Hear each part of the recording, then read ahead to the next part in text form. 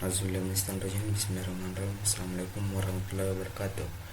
Puji syukur kita panjatkan atas kehadirat Allah Subhanahu wa taala, karena berkat rahmat dan limpahnya kita dapat melaksanakan tugas yang telah diberikan kepada Bapak Insinyur Vicky Anggara Ilham STMT dengan mata kuliah pemberdayaan sumber daya air dan dalam tema keberdayaan masyarakat dalam pengelolaan sumber daya air di Subdas. Pada video sebelumnya saya telah menjelaskan beberapa poin-poin mengenai keberdayaan masyarakat dalam pengelolaan sumber daya air di Subdas tersebut.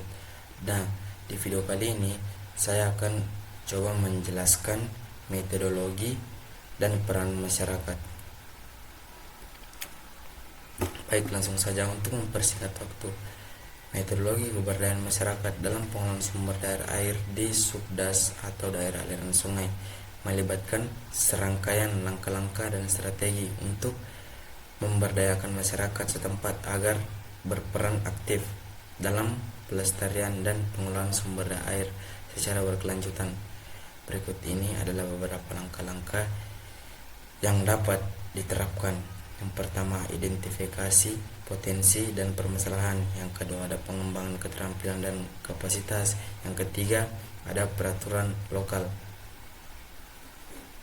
Sebenarnya masih banyak aspek yang dapat kita lakukan untuk mencapai tujuan tertentu, tapi di sini untuk mempersingkatnya saya hanya mengambil 3 bagian tersebut. Yang pertama, identifikasi potensi permasalahan adalah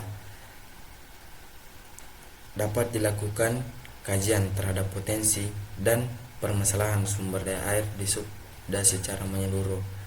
Yang kedua, pengembangan keterampilan dan kapasitas.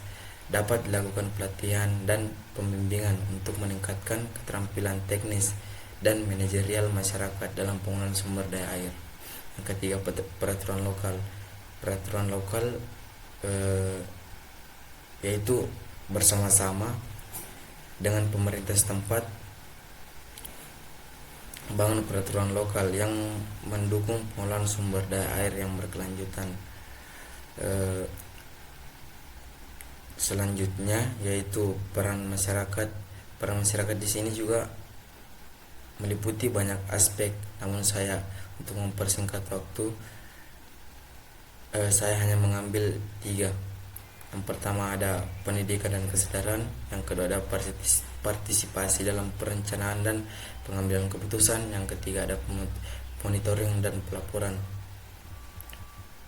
Pendidikan dan kesadaran yaitu masyarakat perlu diberi pemahaman yang lebih baik tentang pentingnya sumber daya air dan dampak dari aktivitas manusia terhadap kualitas air. Yang kedua, partisipasi dalam perencanaan dan pengambilan keputusan, yaitu masyarakat dapat terlibat langsung dalam proses perencanaan pengelolaan sumber daya air di tingkat Subdas, termasuk dalam penyusunan rencana tata kelola air.